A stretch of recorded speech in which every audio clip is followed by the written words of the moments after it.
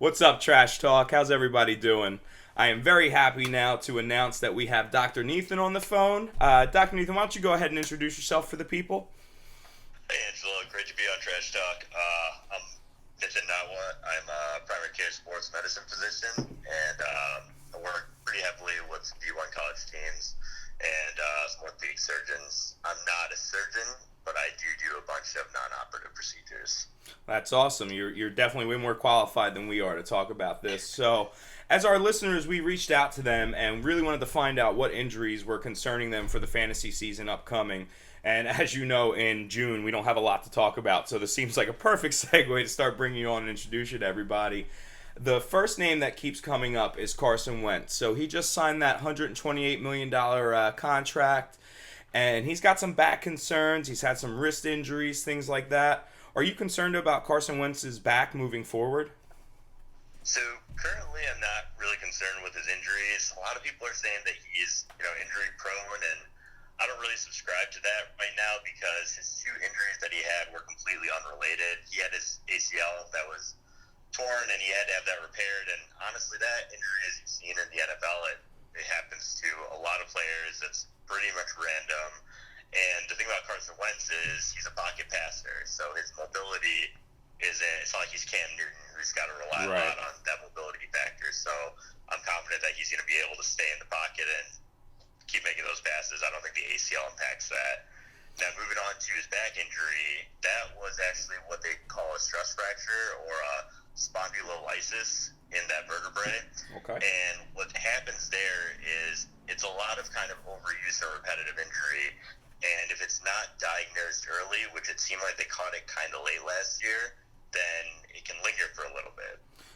So you're not worried. Sorry, keep going. So you're not worried. I know that their team physicians kind of rushed him back. There was a lot that they didn't tell him about that injury. From like a sports medicine as a professional, I'm assuming you guys are disclosing everything to these athletes as they're out there, right? Yes. Yeah. If there was an imaging study that showed that stress fracture on there would be no situation in which the player did not know about that. The issue is I think he had the imaging study done pretty late that diagnosed that stress fracture, and that's why he was kind of out there while having his back pain, and then finally they got that MRI study that showed that stress fracture, and that's when they ended up shutting it down. Oh, okay. So it doesn't sound like a thing of like a collusion or something that they were hiding or anything like that. It just seems like a timing issue.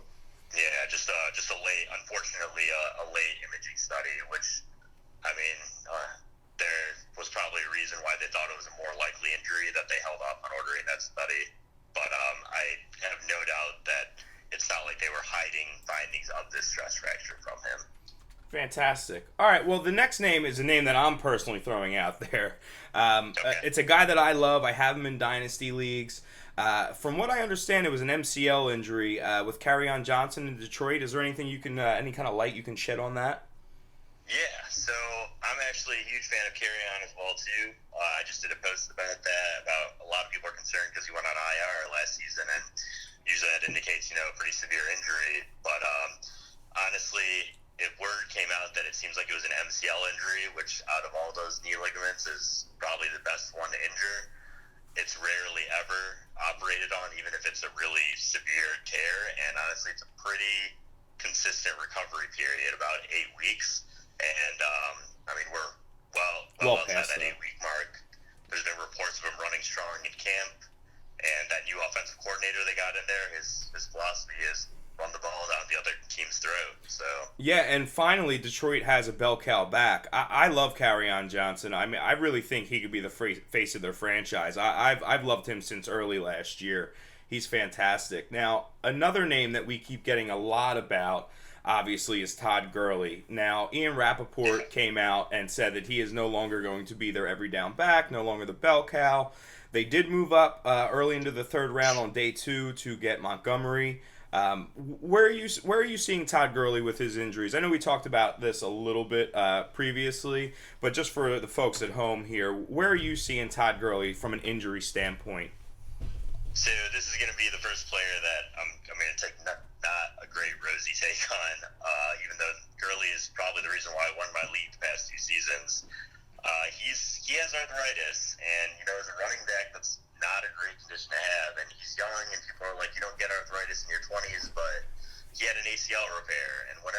ACL repair, that you're basically guaranteed to get arthritis in a 5 to 15 year period. And with how many touches they load up on him, I'm not really surprised that, he ended up getting arthritis on the earlier end of that. He's about 5 to 6 years out, I think, from that ACL surgery right now. So the timing's right there for him. Him down. I don't think that they're going to be loading him up on touches because this is a progressive disease, and the more weight bearing, the more kind of bruising that it takes, the worse it gets. Now, the lovely thing about you that I really wanted to bring you on our show for was you are a fantasy football guy, not just a doctor. Obviously, you have the knowledge well further than any of us do. Would you still draft him as a top 10 running back? So, do you think he's a top 10 running back? Yeah, do you think he's still a top 10 guy in your opinion? I would say he's right on that fringe of top 10, so I would say 10 to 12. But I would hope that there were some smatterings of wide receivers that were taken in that top 10, 12 group like before that, so that way he stretches it out to maybe the end of the second, beginning of the third. That's where I would want to pull the trigger on him. Yeah, same here. I don't know if I could do early second round on that. Just if you look at the value alone, last year, including receptions, Todd Gurley had 337 attempts, essentially. That's a lot. And if we cut that in half down to about 200, he's still he's still going to win you games. Me, personally, I think he's a guy that's going to win you games early in the season to get you in the playoffs, and then you're going to need to figure out something off the waiver wire or off your bench after that part. But you guys... Honestly, that was going to be my strategy if I did end up with him, even though I'm not targeting him. But if I end up with him late in the second and early in the third, I'm going to be trying to trade him if he blows up in that first half of the season and try and get some real good value from someone who I feel like will be reliable down the stretch in the playoffs. Absolutely. Like maybe like him, and I might kick myself later on, but I'll take that risk. Yeah, maybe even like a Kerryon Johnson there to trade, at that same point, because that's a guy I think, obviously we're both high on. All right, so Todd Gurley, you guys heard it here first. Todd Gurley is still a top 10, top 12 running back, even with the injury, even with the share and touches. Now, the last guy, some of our viewers already know from our previous podcast, I am not high on A.J. Green. I think A.J. Green is a major bust this year.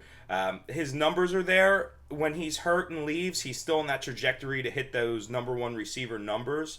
But I'm just noticing the boomer bust patterns with him are a lot more intense, where he's getting 40 points and then 1 point, and then 30 points and then 2 points. I personally think that Tyler Boyd is the guy in Cincinnati to really take over, especially with Zach Taylor's new offense. Injury standpoint-wise, though, with A.J. Green coming back, where is he? So, yeah, a lot of people are concerned about that toe injury because, it's a repeat injury. He had the same exact injury in 2014. The difference between the two of them is that they did that non-operatively, and they did an operation on this one, which is a little bit more of a definitive treatment when, you're not seeing the good results from from not doing an operation. So, in that regard, I think he has a good shot of being healthy. He has a good shot of putting up solid numbers, but I'm on board with you about Tyler Boyd because A.J. Green's ADP right now is in the third or fourth round, I think, and Boyd is closer to like the 7th to 9th. And I had Boyd last year, and as long as A.J. Green was on the field in that latter half of the season, Boyd was putting up wide receiver 1 numbers. And A.J. Green, when he got injured, Boyd dropped off a little bit because it seemed like he was having a little bit of trouble at the top corners, but A.J. Green wasn't even there. So if I had my choice between those two, it seems like Boyd's a much safer play, a much better draft position. He can pick up someone who might have a better ceiling with more stability at that higher third to fourth round place. Absolutely, man. Totally agree. So at this point, those are really the main names that our listeners are asking for. Just from your expertise, is there any players this year that are coming back off an injury, maybe like a Jimmy Garoppolo, that are super sleeper picks in your opinion, or is there guys that are coming back from injury that maybe you're staying away from completely? So Jeremy McKinnon. Jeremy McKinnon came out last year. Who else do we have? Philip Lindsay is another guy who had some injury concerns last year. I definitely want to talk about him, actually. Okay. Because he had a scaphoid fracture, and scaphoid fractures, along with that ligament injury he had, they're known to reduce that grip strength. So that I have a major red flag put on him because all the studies show that they have about 80% of their grip strength following those kind of repairs. And for a running back, that's huge. There's like a lot of ball security issues that are in my mind there. Absolutely. And he also has a very healthy backfield behind him, too. So he's someone who I will definitely not be targeting in my draft. Gotcha. I guess the only other question that I have, if we're shooting out names in specific, would be Cam Newton. There's a lot of people that think Cam Newton's not going to be the starter in Carolina for the first few weeks. Is there any light you can shed on that? I think that he is going to be the starter. There's all the reports are pointing positively. It seems like they said he had a simple shoulder surgery, and he's only about, I just did a post on this as well, too. I think January, is that correct? Yeah, it was back in January. So if it was a rotator cuff repair, if it was a labral repair, he wouldn't be back throwing. He's already back throwing. They say that he's full clear to go.